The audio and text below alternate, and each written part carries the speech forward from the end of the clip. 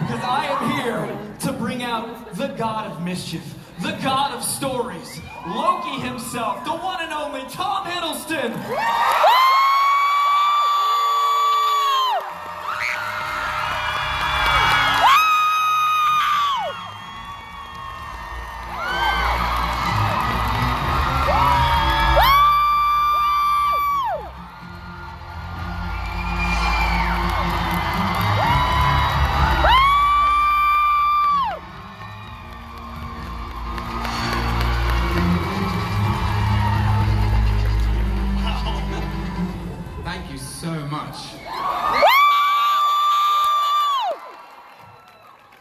Believe it or not, that's not something I hear every Sunday afternoon. I'm very grateful to you.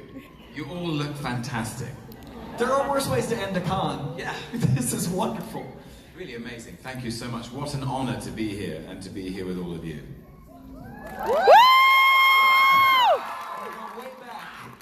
You've now been playing Loki Laufeyson for 15 years, which means you've got over a decade of con experience of this wonderful culture, this life. Yeah. What are some of your favorite elements of this particular community? We were talking about it in the back. What makes this special to you? Honestly, it's sharing the joy. That's what I love about it.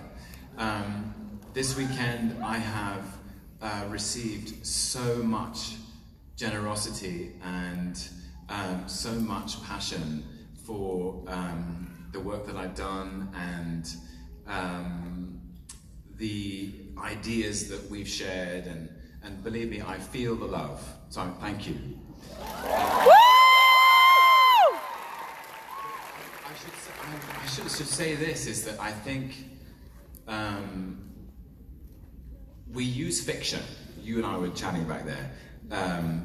Fictional characters in fictional stories, comic books, ancient narrative, superhero stories, to explain ourselves to ourselves. It's all a metaphor. It's all a way of exploring who we really are in our real lives.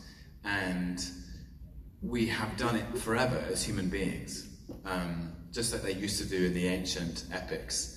And the thing that moves me the most is that it's been my honor and my privilege to play Loki and to represent whatever he represents on that canvas, and to hear and witness how much he means to so many of you for so many different reasons. And it creates an extraordinary, I feel, atmosphere of connection and togetherness, is that actually we're telling these stories to understand who we are. And so I'm grateful to you. Thanks. So before there was ever a con, before any of that, I want to go back to a headline from 20 years ago. This headline read, or almost 20 years ago now, Marvel rolls dice, cast no names for Thor. That iconic headline now. And I gotta bring it up because you represent one of my favorite castings in the last 20 years. I love, that's the direction they went. And in my opinion, Sarah Haley Finn is one of the names at Marvel, like the casting director who puts it all together. She's the one above all in so many ways. What's unique about the Marvel casting process that allows them to build those relationships over decades that literally has to be a plug and play for so many different mediums, so many different universes, so many different relationships? What's the Marvel casting magic? First of all, I'm grateful to the writer for his endorsement and encouragement. But yeah, even more grateful to Sarah Haley Finn and Randy Hiller, actually, who both cast me in the first Thor movie. And an extraordinary gift of their confidence in me and in Chris Hemsworth.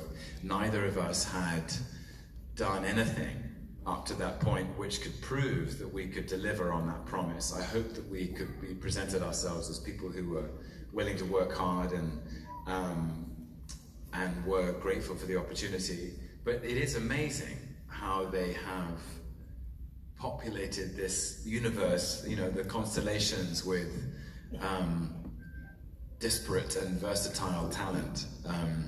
And the magic always with acting is what happens between you. And I always feel if I've done any acting that's half decent, it's because of the actor I'm opposite. It's the that's the joy of the unpredictability of the chemistry that you have.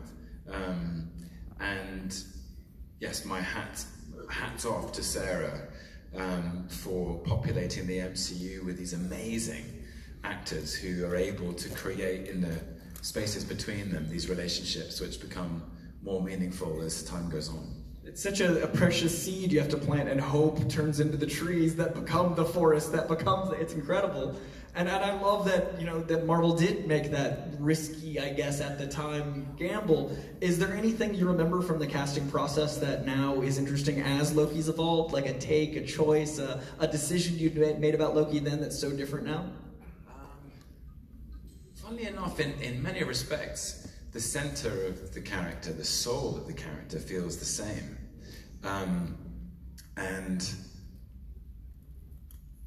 from that day to this, the thing I wanted to honor most was the complexity and depth and size of his soul. That Loki is an ancient character.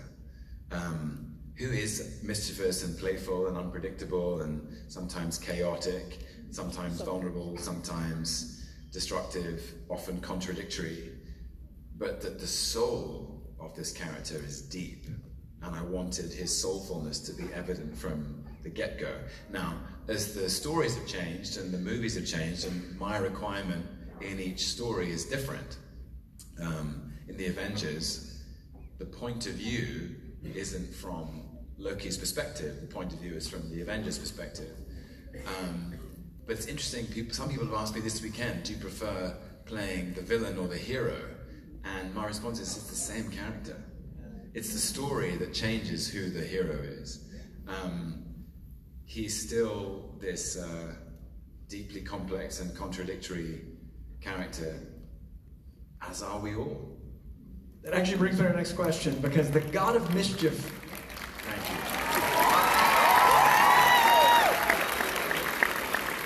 On paper, Loki isn't as translatable from an outside perspective, but once you're in him, absolutely, he's that connection, he's that eye line. So what do you think it is that you wanted to, in the beginning, before it had as much screen time as it had now, wanted to be that anchor, that eye line, that connection to the everyday person that's seeing their humanity reflected in someone that in his first iterations felt very antagonistic? How did you want to anchor someone to be like, I'm rooting for him, I know I shouldn't quite be?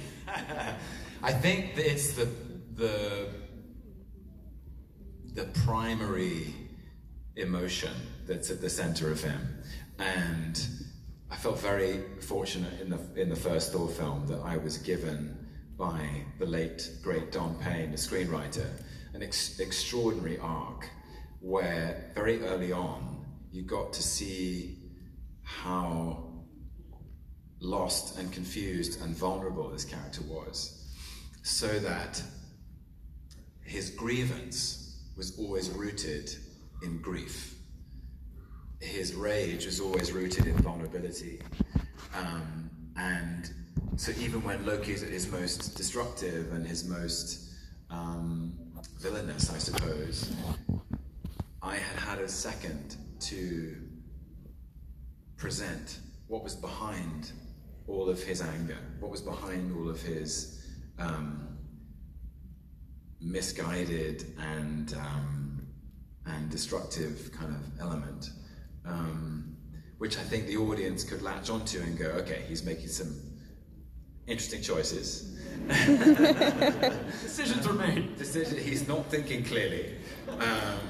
And also, I think it is in his nature. I think he is the whole point of the trickster in any mythology is that the trickster is a mercurial force, a shapeshifter, a transformer, a disruptor, a boundary crosser. As soon as you think you can pin him down, he's shifted away into something else.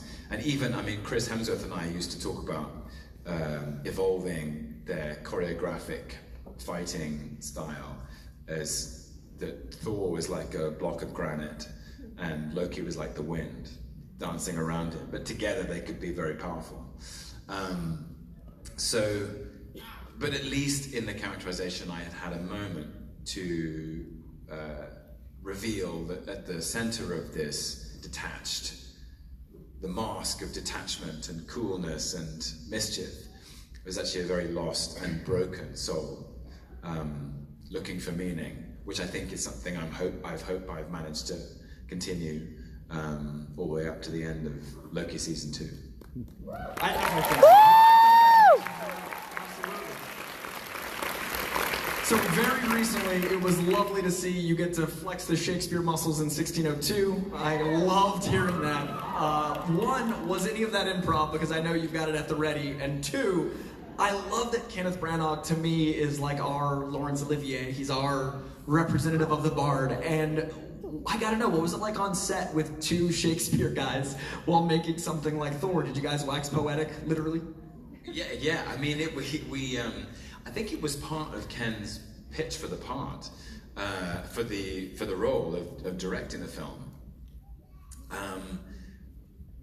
From memory, Thor was not an easy. As a movie, it's quite an interesting movie to pitch, and Marvel, I think, were thinking carefully about, you've got gods and monsters and this shining citadel in the sky of Asgard and a rainbow bridge and, 8-legged horses and I think Kenneth Branagh very clearly came in, spoke to Kevin Feige and said, I see what this is. This is like the best of Shakespeare's history plays. It's like Henry IV. Thor is Prince Hal, and he has to go on a journey from arrogance to humility in order to become Henry V. And Odin is like King Lear or King Henry IV, and Loki is a bit like Iago or Edmund in Lear, actually, the illegitimate son, the one who's cast aside, which is also true of Loki. So I think Kevin Feige and the great producing team at Marvel thought, what a great take on this story. That this celestial space opera, I suppose, that Ken was going to root it in something very grounded, a dynastic drama. We're interested in royal families, always. We're interested in what happens behind the closed doors in royal families, because if they disagree, it matters. And this royal family have a lot of, so it was sort of like that, really. And I remember looking at Anthony Hopkins and thinking, he looks just like, I said, have you ever played King Lear? And he said, no. And now he has. Now he has. Yeah. I'm not taking credit for the idea. It was always in the cards. But Sir Anthony Hopkins. Yeah. Now, you are so versatile in your work, but there's a through line that I personally love in one of the channels. There's this poetry in your work, like Jarmusch, when you worked with him. I loved the poetry in that film. It literally feels like a poem come to life in Only Lovers. And then with Del Toro's Crimson Peak, it felt like the sensory of the ink was part. Yeah! I'd love to hear that. To me, Jarmusch felt like a poem, and to me, Del Toro felt like the ink was part of the frame that we saw through to get to the story. And then with Woody Allen, Midnight in Paris felt like a love song, and it felt like a love poem. It felt like this poetry. And I wonder, is there a certain sensibility you look for in a script, or do you think your mechanism is just attuned for that kind of poetry? It's such an interesting way to put it. You're probably right. I mean, I love poetry. And my appreciation for it has grown as I've got older. The abstract, the abstract form of the arrangement of words, which then the individual can subjectively interpret according to his or her own experience of being alive. I think they are very poetic directors. And I love making all those films. Jim, certainly. The thing that was most poetic about that was he'd taken something that's quite popular in cinema, the idea of vampires and literature, I suppose, and used it to explore the idea of mortality and death. By which I mean, if you take two vampires who, by their very nature, don't die,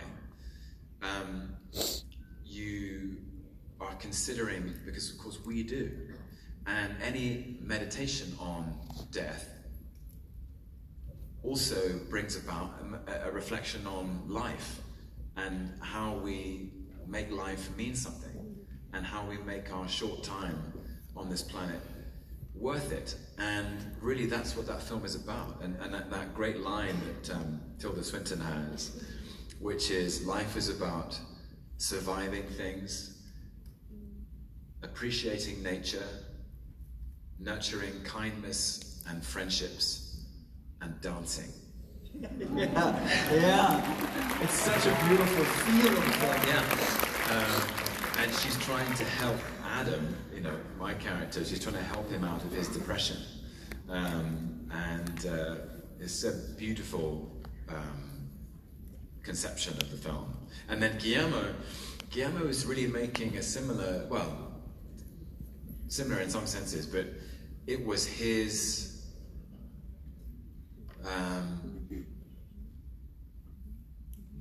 tribute, or his finally his version of a Gothic romance, which is his favorite form of literature, where the story is actually investigating some really primary engines in our lives, and the battle between love and fear, and all of our choices essentially boil down between those two forces. You either make a choice out of love or you make a choice out of fear. And Mia Wasikowska's character, Edith Cushing, is light and love, and she is kind of banishing the shadow of fear in everything that she sees, and in my character, in Thomas Sharp. And I think Lucille Sharp, played by Jessica Chastain, is a kind of emblem of fear and how fear can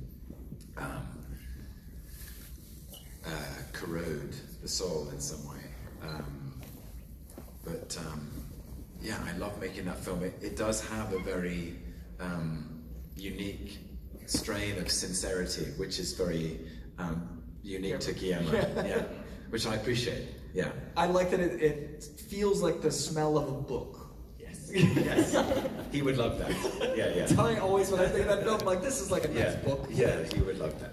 Now, you've officially got my favorite arc in the MCU, and speaking of that poetry, there's something so profound to me about the God of Stories concept recontextualized through the cursed with glorious purpose ideal that I love was planted so many years ago and just like cast and got to germinate and become this tree. And I've wondered ever since, has that recontextualization of the concept of the God of Stories through that line changed how you felt about that line when you delivered it as a different Loki all those years ago? Yes, absolutely. I mean, it was a great line. Even then, I loved saying it. I had to say on the way out. It's so grand and theatrical. And in that moment, he's I think he's covering. He's improvising. Yeah. He can back it up. Or at least he tries. Till Hulk shows up, it's a whole thing. Or and the Avengers, that pesky team. They keep showing up. Yes, the most exciting thing, I remember when I was, I cast my mind back to a couple of years ago now, almost exactly, and I was in Los Angeles with a great team who make Loki. Kevin Wright, our producer, Kasra Farahani, our production designer, Eric Martin, the head writer, and some other brilliant producers and writers who are part of the writers. Episode 1 of season 1, Loki discovers that the glorious purpose that he felt was a part of his mission and a part of the center of his capacity to derive meaning from his life was fraudulent, a lost cause with no foundation. It leads to nothing. It leads to the suffering of his friends and his own death. And Mobius gives him this second chance, and this journey through the TVA and trying to understand himself, meeting Sylvie and going on a journey with her, meeting the other Loki variants, and then finally getting to the Citadel at the end of time and thinking, how do I reinvigorate, redefine, rediscover this sense of purpose? How could I derive meaning from my life? And it's such a great engine for a character, just driving forward and making sure he doesn't waste it again. But then it also became a great question for every character. What's Gloria's purpose for Mobius? What's Gloria's purpose for Sylvie? How does she find purpose after she's done what she came to do and execute He Who Remains? What's Gloria's purpose for B15, who finds out she had a life on the timeline? What's Gloria's purpose for the TVA? Suddenly all these people at the TVA, they think they've been working for this institution that claims to govern the order of time, and actually they find out that there is more moral ambiguity in their actions. And can this broken institution be repurposed for something better? Which is a debate we have in the world all the time. Can broken institutions be reorganized without being swept away? So Gloria's purpose became this true north for the compass of the show. And of course for Loki and his desperation to make it mean something in the face of so much confusion and so much loss, and the stakes are really high. You know, these in all of our lives, and I kind of believe that that's what we're all searching for. We want a purpose in our lives, and it led to some great discussions. Kevin Wright and I we had a whiteboard, and we wrote the great Socrates quote, "The unexamined life is not worth living." Perfect parallel. Yeah. And you know, we started reading Viktor Frankl and Man's Search for Meaning, and his idea of that freedom and responsibility actually go hand in hand. You can't have freedom without responsibility, and you can't have responsibility without freedom. And I started quoting T.S. Eliot and everything else. But it felt like a fantastic and fruitful place to start, especially as in season 1 we've been talking about free will and predeterminism and all these kind of quite philosophical ideas, which it felt like I couldn't believe they let us get away with it. You know? we were talking back there, I think art is more of a feeling than a thing you think through, and I think Gloria's purpose is something we all feel more than we think about feeling. So I love the idea that Gloria's purpose became a narrative we could attach ourselves to feel the art more directly, and that's why I think that arc is so profound over the years, because every time we feel it in a different medium, it's a different feeling that we can't pin down.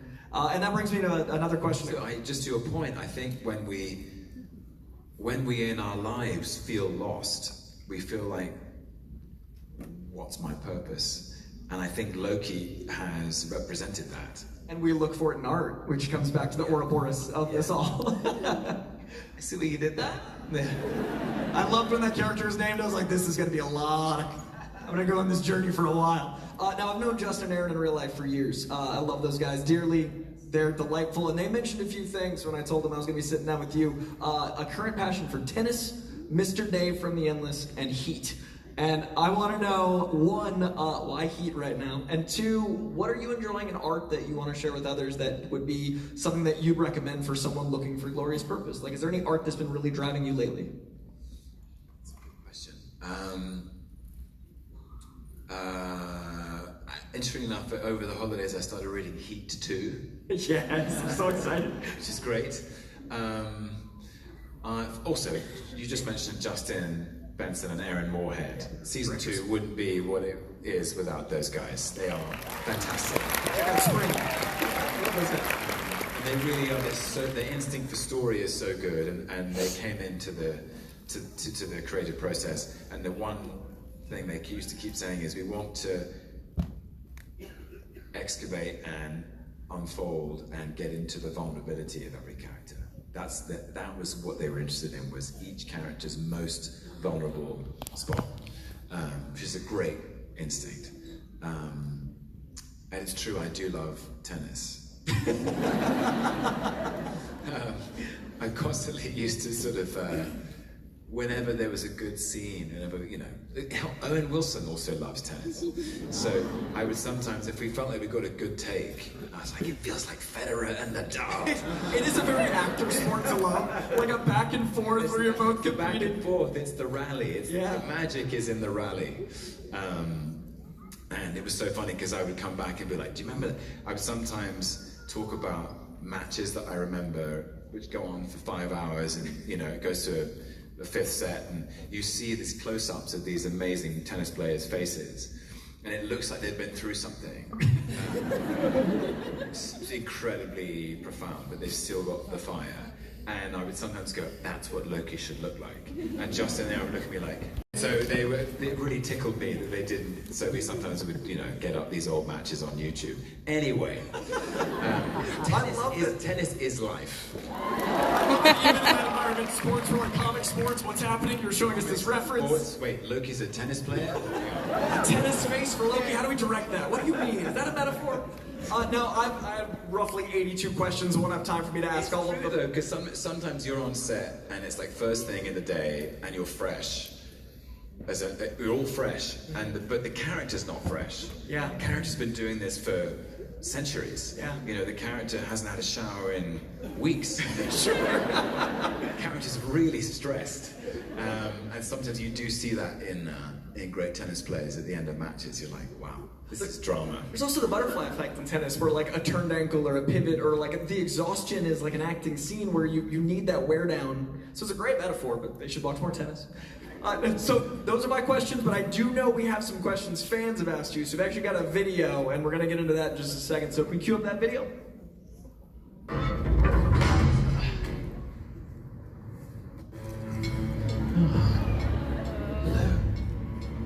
Which one of us are you?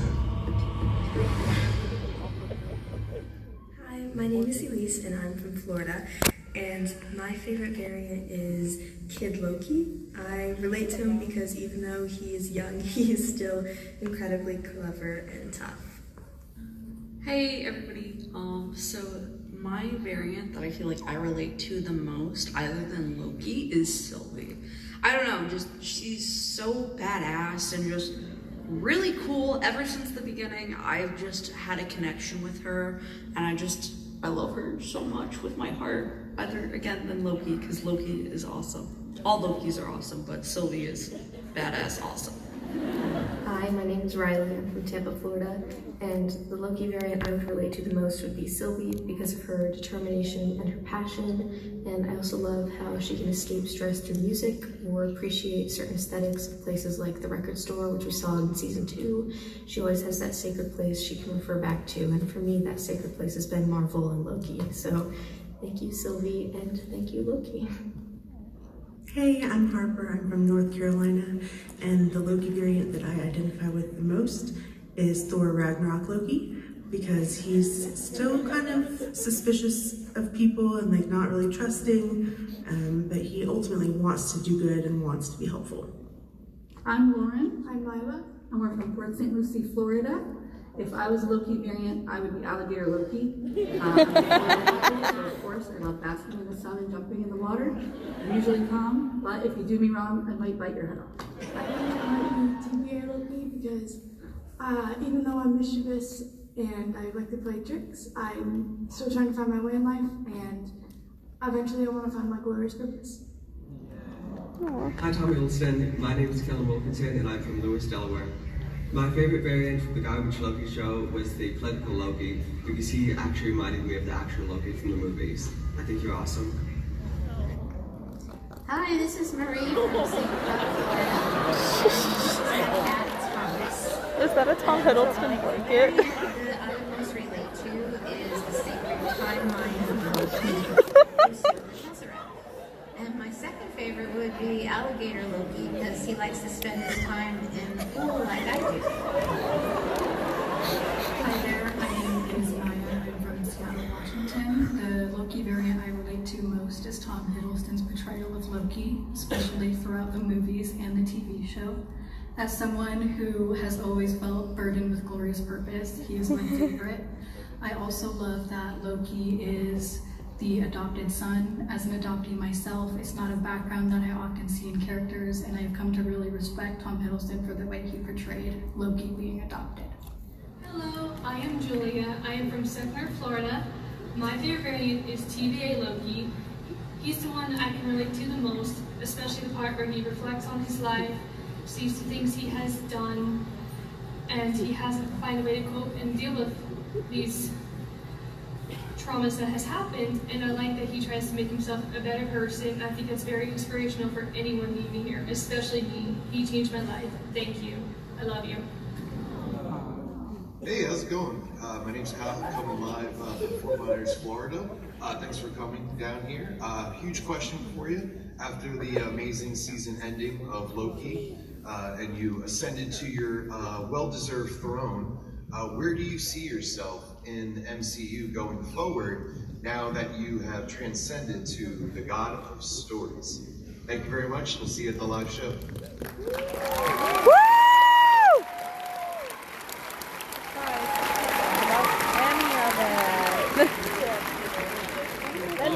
Alligator Loki. Quite rightly. By the way, I haven't been to Florida for a long time. Is there an alligator in here? Possibly, but it's hiding. I just feels like I want to see one. Hey, what variant do you feel most Loki? The one that I play. Question answered. Yeah. Take it. Yeah. I think I just, I love the guy. Played him for 15 years. There's a connection. Yeah, we've been through a lot. So I've got a bunch of questions, and I think you guys are largely here in this audience if all went well. So we've got one from all the way from North Vernon, Indiana, a Haley Moncrief, who asked, we saw Loki as a villain throughout most of his Marvel movies, but he has quite a different personality in the TV series. What do you think changed him so much and why?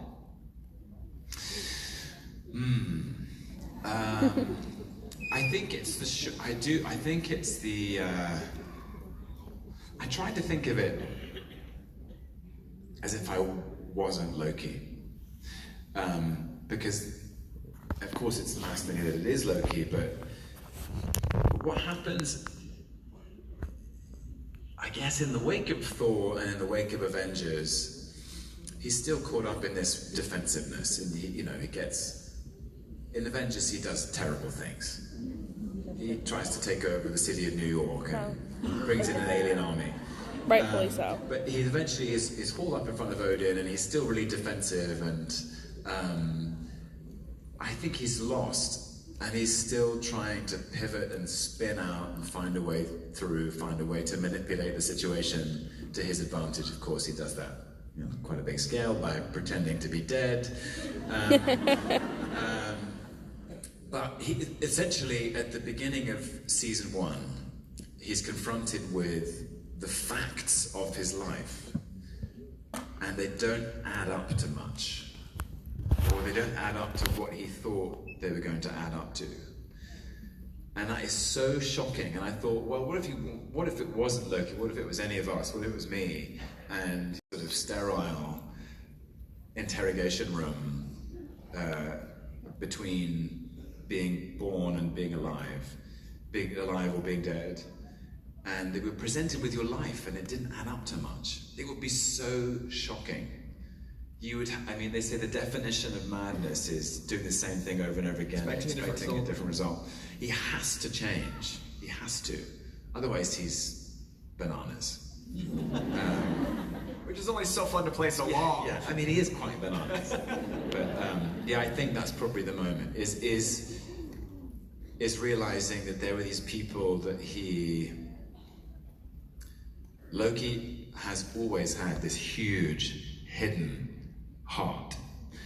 And when he realizes that those people that he loves, his mother, his brother, and his father, have suffered, and that he then suffers, I think that's a real wake up of like, okay, got to switch things up here. And I think that redemption is another thing that connects so many people to him, is the idea that like life is this purpose, this drive, but when things go wrong, it's getting back up, it's finding that. Otherwise, it is madness to just keep that day to day. We've also got one from Katie OB, which I wonder if that's an intentional name or if your name's actually OB. It's fitting for Loki.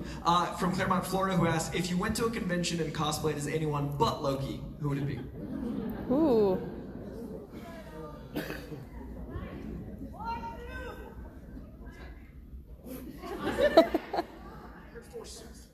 Yeah, I my first thought was Spider-Man.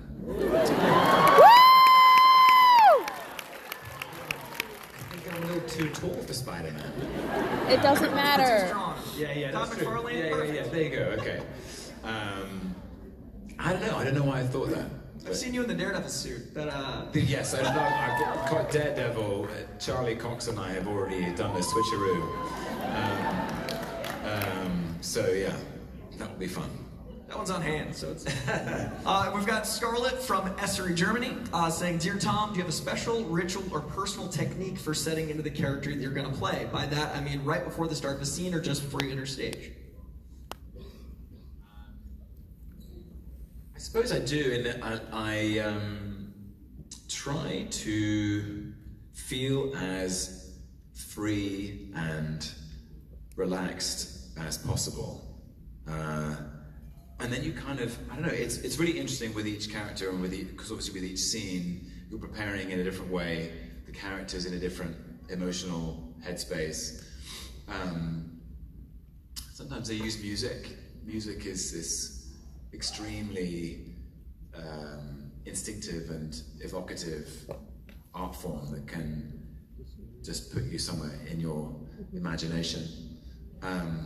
But the main thing is to be ready, to be open and ready for anything that happens. That's always the most exciting thing. It's on stage or on screen, the unexpected, the spontaneous thing. It's like the way another actor feeds you the line, or when something goes wrong, it's often magical because it's something you didn't prepare for, but it's about being free and open. Did you have that moment differently? Did you have that moment differently before certain scenes where you're at different timelines in season 2? Because rewatching it, it's fascinating to see your awareness and your knowledge of which you are interacting with which of them in the timeline. Did you have to prepare like, I'm me then, but not quite then? Yeah, kind of. And also, I think there was an element of all the rest of the cast who were amazing. Sometimes not quite having... They didn't get the memo, so I would just be steaming ahead. Maybe like, Tom seems really wired today. Because he had like 7 pots of coffee. You had to learn physics very quickly. He had to learn physics very fast, yeah. But that was really fun, because it felt like life imitating art in a way. There were some scenes where I had stuff happening and they were like, this is going much faster than I thought it was going to go. It's so fitting, it's great. It was cool. Now, I think actually Sophia in one scene improvised, Loki, why are you acting so weird? Keep that, let's put it in. Which may have been Sophia talking to me. Now, in that same vein, this was full of immersive sets that were staggering. What was your favorite to work on, and did you take a proper set piece home to keep as a memento? From Lauren and Lila Hotchkiss from Port St. Lucie, Florida. Great question. Kasra Farahani, our production designer, I salute you. These sets were absolutely extraordinary. And unique for me in terms of my experience with Marvel. Sometimes, often when you're in space, you know, Marvel can't unfortunately take us into space, so that's when you find yourself in front of a green screen or a blue screen. But these sets were just so precisely built and designed, and they were all extraordinary. I think I have a particular fondness for the temporal core control room, where some of the biggest emotional scenes take place. At the end of episode 4 and obviously the end of episode 6. It was on 3 levels, it felt like a spaceship. We were in there all the time. There were some funny scenes in there, there were some very emotional scenes in there. and the gangway leading out to the end of it, where at the end of the gangway there's a, I can't remember what you call it, but some operating piece of machinery, a bit of temporal loom engineering, but that was all there. It was all built, and so all those scenes with Owen and Sophia and Key and Wumi and Eugene, we were up there all the time, and it felt like there was something out there. You know, it felt like there was a temporal loom out there that was about to blow. It's pretty exciting. That's so helpful. Yeah. The stakes feel more like it. Yeah. And then actually there were these, because obviously, sorry to break the illusion, but there was not in fact a temporal loom. But outrage from the front row. She's leaving. She's gone. But there was an extraordinary rig of lights set up by Isaac Bauman, our DP, and it created, and sometimes the special effects team would be able to rattle the whole set. The shutters would rattle. You know, it was unsettling. It felt like a bomb was going to go off. Jim Starlin likes to set his stuff in space because he doesn't like to draw cars, and he invented Thanos. Is there something for you where it's like you prefer a certain type of set because there's a certain comfort in your body? I think if you're in excuse me, if you're in a real environment, it gives your imagination so much more. You know, you literally have walls to bounce off, or in my case, you know, there were tables and polished corridors and mosaics, and you know, you're in elevators. It felt very, very tangible for the whole crew. Actually, everyone can feel what the energy is. Sometimes when you're in a blue screen or a green screen environment, it's the imagination has to work harder. I love that too. I love that challenge. Yeah, sometimes when I was time slipping, I was on the blue screen. That was fun.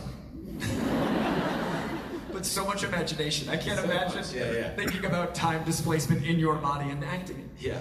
The crew was so sweet. Every time I time slipped, we had to bring out the green screen. And I must have looked.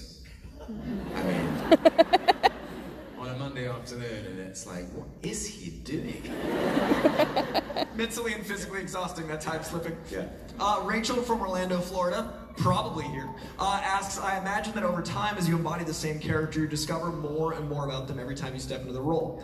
After over a decade of playing Loki, what's been the most surprising or significant thing that you've learned about the character that you didn't know at the beginning of your journey? That's an amazing question. Give me 1 second.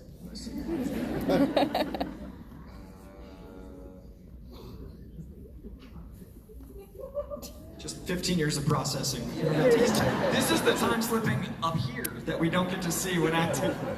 I think actually the most surprising thing is that I've been allowed to explore his depth and his range for this long.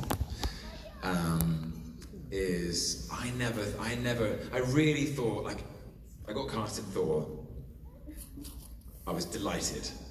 Kevin Feige says, you're also in Avengers. I was delighted. Thor: The Dark World, fantastic. I never expected to play the character for this long and to mine and excavate so much of his complexity and so many of the keys on the piano, as I like to say. And I think it's because of you guys. I think the fact that the audience... I would love to go back and show on-set Thor, Tom Hiddleston, the final scene of The God of Stories and be like, you don't even know how he got here, man. There's a lot that's gonna happen. Wait, why is he wearing a tie? There's a lot of abstraction and linear filming in that. Autumn from Sebring, Florida asks, this is maybe the most important question of the day, how do you prepare your hair to play Loki?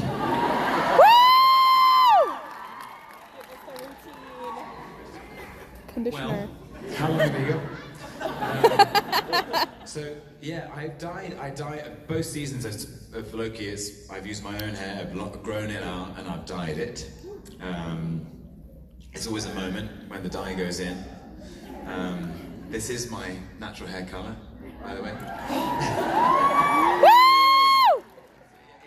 We dye it, and it's quite strange. It is a transformation. That first day when it's dyed, brushing my teeth at the end of the day, I go, oh, there he is. It's really interesting. But in terms of the daily prep, it's just like, try and make it look less like a bird's nest and more like something smooth and Loki-like. Getting the hair chair, I think, gets blow dried.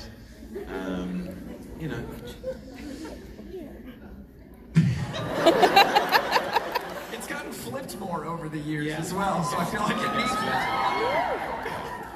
The hair flip getting the shear is maybe my favorite surprise. We're about that. The hair flip's really interesting because when I'm Loki, it's the longest I've usually had my hair. And sometimes I think it's sort of, because he's in these jerky scenarios where his body is being jerked around. So it's just sort of getting it out of his face, and then it's become this signature move. It's kind of become like a dance move. Like there's this kind of like emotion to it. Oh yeah, I feel it every time. We got one from Harper, North Carolina, saying, "What 3 songs should everyone add to their favorite playlist right now?" Ooh. Good question. Rose Rouge by Saint-Germain. I'm listening to it a lot. It's fantastic. It's kind of a jazz thing. Contact by Daft Punk. Great song. Fantastic. And goodness, put me on the spot here. I'm trying to pick an obscure one that maybe you haven't heard of. What's on it? What's on there? What's on there? What's on there? What's on there? Bear with me. No pressure.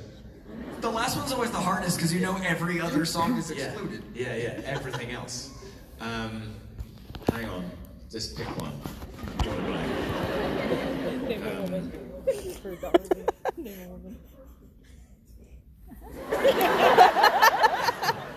More time slipping is happening inside.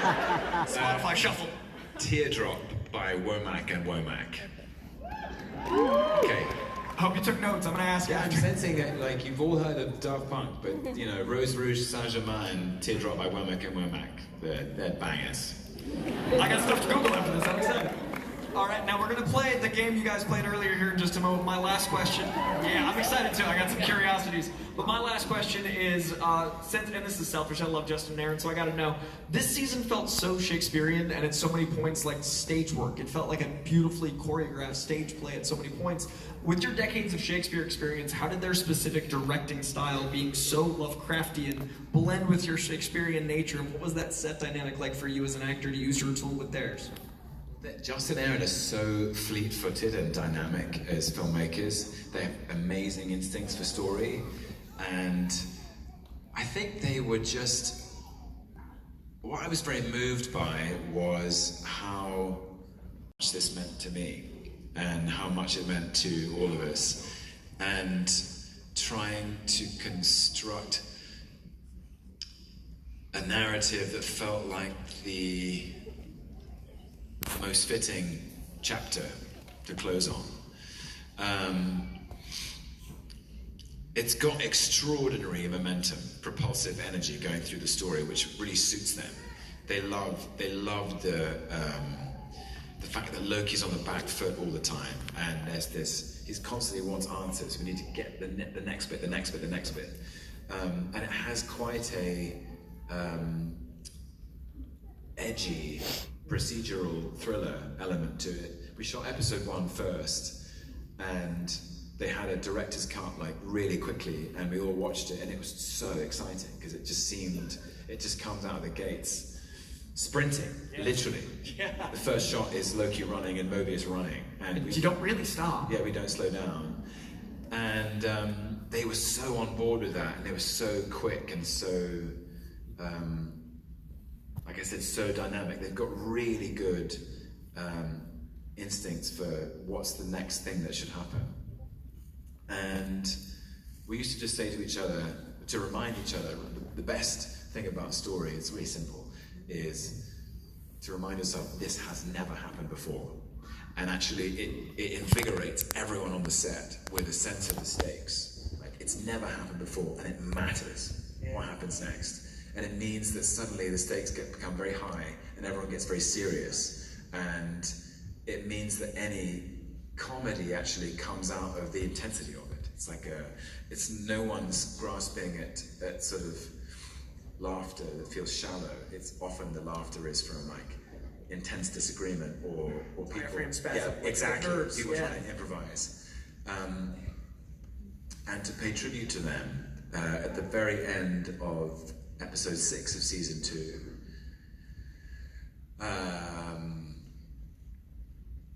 Justin Aaron turned to me, and we were doing Loki walking up the steps, and with the timelines in his hands, and moving towards sitting in the chair and what that would mean. And very complex day in terms of filming. The camera was on a techno crane and it was kind of moving around the stairs.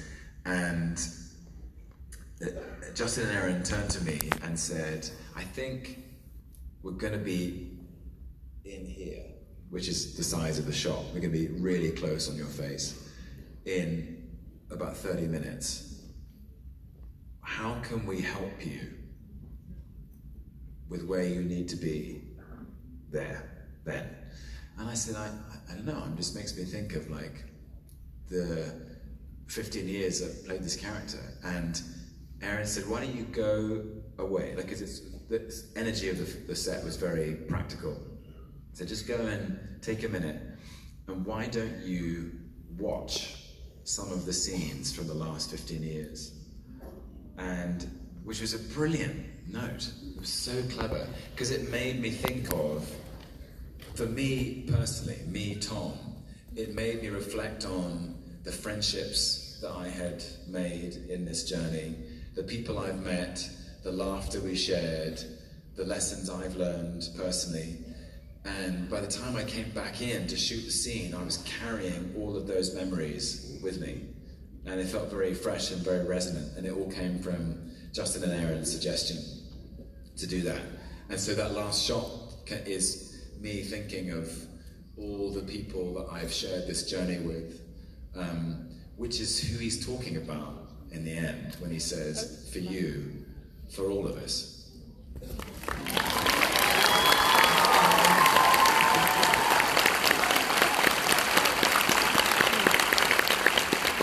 you watched it, did you feel that anew, but from outside? Did Tom feel those memories that you felt to make that feeling again when you viewed you through the lens of the complete? My God. I can imagine directing that set, because it's you and Loki, but the memories flashing through to get to that point for this, when you watched that shot, did that bring those same memories? Yes, yeah. It felt very open and very raw, that moment. And yeah, it was one of those unforgettable moments as an actor. I was alone with no other actors called that day, but I actually said something to the crew before we did it. I said, this is a very significant moment for me personally, and I really appreciate you all being here. And I know some of you have been here for a long time, on that journey, and some of you have been here for less time. But as we roll the cameras, be there with me. Let's do this together. And it felt very open, and it felt very simple, actually. Loki's done so much deceiving, and this moment felt extremely honest, and for that reason was really profound. It's beautiful. And we felt that. All right, you guys want to see the result of the game? All right, so I'm going to ask you, it's not a competition. We're just seeing your perspective and theirs, not versus. For you personally, home, Asgard, or Jotunheim? Asgard. They said, oh, I'll never know. What do we got? What do we got? I'm curious. Do we know the technology? Bigger nemesis, Hulk or Thanos? Thanos! Nightmare. Weapon, scepter, or daggers? Daggers! To finish, because there was the big fight on the bridge against Hela and her army, and I had somehow finished mine earlier than Idris, and I realized I didn't want to stand there looking like a lemon. So I thought I better just keep going, and I flipped my daggers.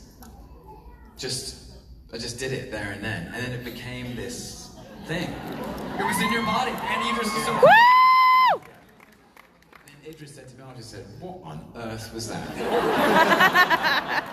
Trying to upstage me? All right, this is hard. You can only save one. Mobius or Sylvie? Mobius! Impossible. Wow. I heard split decision. Perfect answer. Yeah, it's a split vote. I'm team everyone.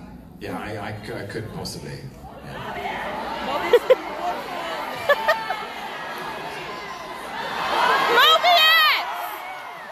I agree. Exactly right. Wow. Characters, it went from all that to just Loki. And final question, King of Asgard or King of all time?